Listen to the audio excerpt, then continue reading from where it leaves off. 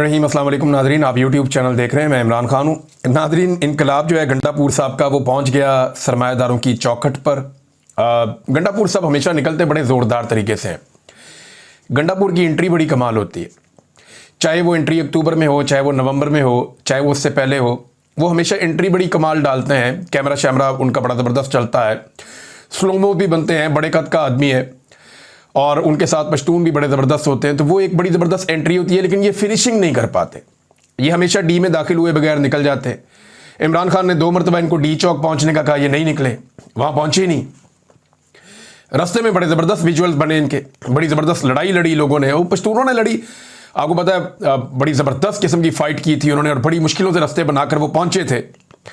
लेकिन एंड में गंडापुर साहब निकल लिए, नवंबर में भी और अक्टूबर में भी। गंडापुर साहब को 2 मरतबा पाकिस्तान के सिस्टम ने अपने पास बैठाया यरगमाल करके और बड़ी लंबी चौड़ी उनके साथ बातचीत की। लेकिन एक मरतबा भी गंडापुर साहब उनका नाम नहीं ले पाए, उनके बारे में बता नहीं पाए। ऐसा लगता है कि वो कंप्रोमाइज़ करने पर तुले हुए हैं कि कुछ भी हो जाए उन्होंने इस निज़ाम के साथ कंप्रोमाइज़ करना है। अब कल हमें बड़ा पॉजिटिव लग रहा था कि गंडापुर साहब निकले हैं, तो वो एक तहरीक जो पाकिस्तानी जिसका इंतज़ार कर रहे हैं, महंगाई है, गुर्बत है, बेरोज़गारी है, सरमायादारी कम हो गई है, आम आदमी की कमर टूट गई है, तो अपोजिशन का रोल प्ले करेंगे और एक तहरीक जो पाकिस्तान तहरीक इंसाफ के चेयरमैन इमरान खान साहब जो बानी चेयरमैन है, उन्होंने कहा भी हुआ है, तो ऐसा लगा कि शायद वो करने जा रहे हैं और लाहौर से ही तहरीकें चलती है।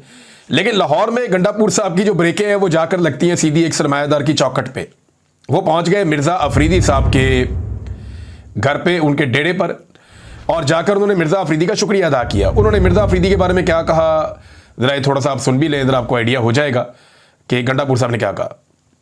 सबसे पहले तो मैं शुक्रगुजार हूँ अपने भाई मिर्ज़ा अफरीदी साहब का कि उन्होंने आज यहाँ पे इस इवेंट को होस्ट किया और आज हम सब इकट्ठे हुए और वो जो लाएअमल हमने।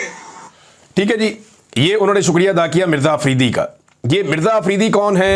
ये एक सरमायादार हैं जो सेनेट के अंदर रह चुके हैं डिप्टी चेयरमैन के तौर पे, एस्टेब्लिशमेंट के बड़े चहीते हैं और इन्होंने पिछला इलेक्शन अपने सरमाए के बलबूते पर लड़ा था और जीता था। फिर ये हुकूमत के अंदर शामिल हो गए थे। आपको याद होगा पाकिस्तान तहरीक इंसाफ के उस वक्त के चेयरमैन इमरान खान साहब ने बड़ा ज़बरदस्त नोटिस लिया था कि ये कैसे हो गया, और पीटीआई के एमपीएस ने इधर उधर वोट कैसे डाल दिए। बड़ी इंक्वायरियां भी हुई थी, लोगों ने कुरान पाक पे हलफ भी बाद में लिए थे। तो ये मिर्ज़ा अफरीदी साहब जो हैं, ये उस वक्त बेनिफिशरीज में से एक थे और ये अपने सरमाए के बलबूते पर बन गए उस वक्त सेनेटर। हालांकि इनके पास कहां से आने थे सेनेटर, या इनको कहां से मिलनी थी सपोर्ट, बहरहाल ये बन गए। फिर इनको जनाब रास्ता दिखा दिया गया पीटीआई का और ये पीटीआई में शामिल हो गए और डिप्टी चेयरमैन सेनेट बन गए। अब चेयरमैन सेनेट भी एस्टेब्लिशमेंट का था और डिप्टी चेयरमैन सेनेट भी एस्टेब्लिशमेंट का था। जैसे ही इमरान खान साहब पे मुश्किल वक्त आया तो मिर्ज़ा साहब जो है वो कट लिए, इन्होंने अपना रास्ता अलग कर लिया। इन्होंने एक बयान भी जारी कर दिया था, मुज़म्मती बयान 9 मई के हवाले से, और जो कुछ इन्हें कहा गया इन्होंने वो बयान भी पढ़ के सुना दिया। इमरान खान साहब को इन्होंने छोड़ दिया और ये सारा रिकॉर्ड के ऊपर मौजूद है। इस शख्स ने इंतहाई पुरसकून जिंदगी गुजारी, किसी किस्म की तहरीक में, जलसे में, जुलूस में, किसी चीज़ में शामिल नहीं हुआ। लेकिन जैसे ही सेनेट में इसकी मुद्दत ख़त्म होने लगी तो इस बात की इन्हें फिक्र पड़ी कि मैंने तो दोबारा सेनेट में आना है, तो मैं कैसे आऊँगा, क्या मुझे नून लीग लेगी, फजलुर रहमान लेगा, सबके पास अपने अपने बंदे हैं, वो उनको लेकर आएंगे। तो इन्हें लगा कि शायद पीटीआई एक ऐसी जगह है जहाँ पर दोबारा कोशिश की जा सकती है। एस्टेब्लिशमेंट के साथ इनके अच्छे ताल्लुकात हैं, इन्हें किसी ने कुछ कहा भी नहीं। तो मिर्ज़ा अफरीदी साहब ने, जो पाकिस्तान तहरीक इंसाफ के अंदर मशहूर है और बहुत सारे पाकिस्तान तहरीक इंसाफ के अहम लोग मुझे ये बात बता चुके हैं, उन्होंने दावा किया कि मिर्ज़ा अफरीदी ने, कुछ लोगों ने 12 करोड़ और कुछ लोगों ने 40 करोड़ का दावा किया कि मिर्ज़ा अफरीदी ने यह पैसा दिया पाकिस्तान तहरीक इंसाफ को कि इमरान खान साहब के मुकदमे लड़ने हैं तो मैं पैसा आपको देता हूं। फैमिली उनकी कहती है कि वो पैसा फैमिली ने दिया, गंडापुर कहते हैं जी वो पैसा मैंने दिया, वकील कहते हैं जी हमने पैसा लिया ही नहीं। बहरहाल ये 40 करोड़ की कहानी है, लेकिन शिबली फराज साहब का बीच में करैक्टर है कि उनको ये पैसा दिया गया था।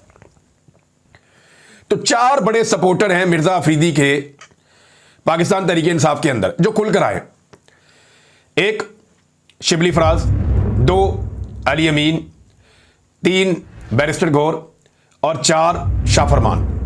इन चारों ने टकाकर जो है वो मिर्ज़ा अफरीदी को सपोर्ट किया और मिर्ज़ा अफरीदी ने अपना सरमाया दिखाया और से काम चलाया। अब ये मिर्ज़ा अफरीदी, इसके खिलाफ पाकिस्तान तहरीक इंसाफ में बड़ा रिएक्शन भी है। सोशल मीडिया पर रुला पड़ा हुआ है, हर तरफ नौजवान कह रहे हैं कि भाई इतने सारे लोग हैं जिन्होंने कुर्बानियां दी हैं, उनमें से किसी को आप याद रखें। मिर्जा अफरीदी जिसका पार्टी से ताल्लुक कोई नहीं है, मुश्किल वक्त में जो सबसे पहले भाग गया था, ये पहले भी पार्टी का नहीं था, ये अब भी पार्टी का नहीं है। सिर्फ अपने पैसे के बलबूते पे एक आदमी कैसे इतनी इंपॉर्टेंट सीट के ऊपर आकर बैठ सकता है जहां फैसले होने हैं कौम के, जहां इंप्लीमेंट होनी है वो पॉलिसी जो इमरान खान ने देनी है। तो जो शख्स पहले इमरान खान का साथ नहीं दे सका वो उसकी पॉलिसीज को इंप्लीमेंट कैसे करेगा? सवाल तो ये था।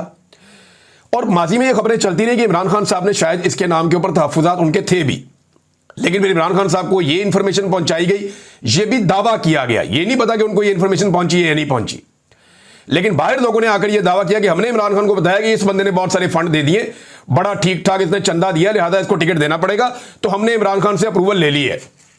तो हमें ऐसे बंदों की भी जरूरत होती है, हमने इनको भी रखना होता है साथ। ये कहकर मिर्जा अफरीदी की जगह बनाई गई।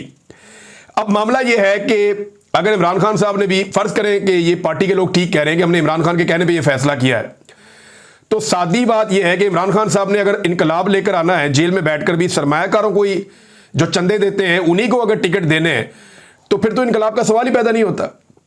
बहुत सारे पाकिस्तान तहरीक इंसाफ के शोहदा हैं, जख्मी हैं, उनमें से किसी को पहुंचाओ सेनेट में, ताकि निजाम को झटका लगे और पाकिस्तान के आम आदमी को पता चले कि उसका खून जाया नहीं हो रहा, उसे ये लगे कि उनकी कुर्बानियां रंग ला रही हैं।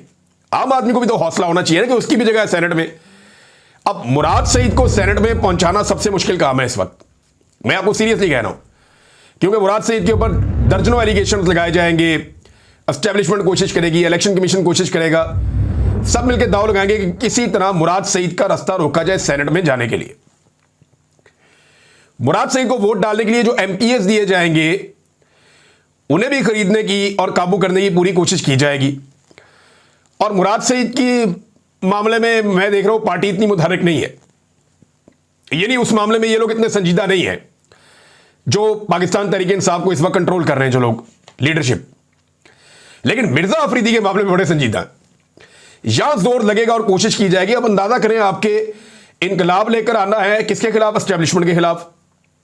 जो तहरीक चलानी है वो किसके खिलाफ चलानी है? एस्टेब्लिशमेंट के खिलाफ। वरना पीएमएल पीपल्स पार्टी है तो बेचते ही कुछ नहीं है, इनके तो पल्ले ही कख नहीं है।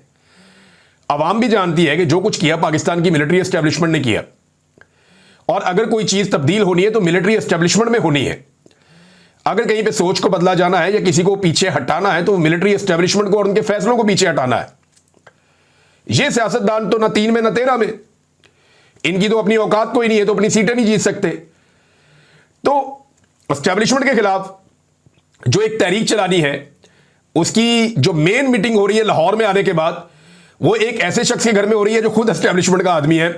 बहुत सारे लोग ये कहते हैं, और ये इस तरह भी साबित है कि उन्होंने पहले आती इमरान खान को छोड़ दिया, जैसे ही मुश्किल वक्त आया उन्होंने कहा ठीक है जी, इमरान खान कौन, मैं कौन। उन्होंने एक स्टेटमेंट दिया और वो निकल लिए बीच में से, और उसके बाद उन्होंने मुड़ के भी नहीं देखा। किसी जगह पे इमरान खान का दिफा करते हुए वो आपको नजर आए हो, किसी टॉक शो में, किसी जगह पे, किसी प्रोग्राम में, सेनेट के अंदर, सेनेट के बाहर, कहीं पे वो इमरान खान का दिफा भी नहीं कर पाए, और आज वो टिकट के सबसे बड़े हकदार ठहरे हैं। और ये लोग मिलजुल के उसको सेनेटर बनाने के चक्कर में, और इसी चक्कर में उसके डेरे पे पहुंच गए। भाई अगर आप लाहौर गए हैं तो लाहौर में 100 ऐसी जगह हैं जहां पे आप प्रोग्राम कर सकते थे। मुझे हैरत हो रही थी कि इनके रास्ते में इतनी बड़ी रुकावटें क्यों नहीं आई। आलिया हमजा, ये नाम आप सारे जानते हैं, ये खातून ने कितनी कुर्बानियां दी, ये जख्मी भी हुई, बीमार भी हुई, बुरी हालत के अंदर इन्होंने जेलें काटी हैं। और जिन लोगों ने सबसे ज्यादा मुश्किलात देखी हैं उनमें से एक आलिया हमजा साहिबा, इनकी फैमिली ने भी बहुत मुश्किलात देखी, लेकिन इसके बावजूद इस खातून ने एक स्टेटमेंट इमरान खान के खिलाफ या किसी के कहने के ऊपर कोई बयान रिकॉर्ड नहीं करवाया। अभी तक मुश्किलात बर्दाश्त कर रही है। ये जो सारे इकट्ठे हुए, इसमें आलिया हमजा को बुलाया नहीं गया, और बाद में एक भोंडी एक जो वजाहत दी गई उसमें यह कहा गया नहीं जी नहीं, वो तो पार्लियामेंटेरियंस का था सिर्फ ये प्रोग्राम। तो मिर्जा अफरीदी पार्लियामेंटेरियन है? मुझे ये बताएं ना कि क्या वो पार्लियामेंटेरियन है जिसके बाद ये प्रोग्राम हुआ, वो उसके अंदर शामिल था? वहां पे दर्जनों ऐसे लोग थे, बहुत बड़ी तादाद में, बल्कि इससे भी ज्यादा, मैं कहूंगा 100 से ज्यादा ऐसे लोग थे जिनका किसी पार्लियामेंट के अंदर कोई रुकनीयत नहीं है। जब वो सारे आ सकते हैं तो पंजाब के अंदर आप दाखिल हो रहे हैं और पंजाब की जो चीफ ऑर्गेनाइजर है उसको शामिल नहीं किया गया। इसके ऊपर भी तनकीद हो रही है। तो गंडापुर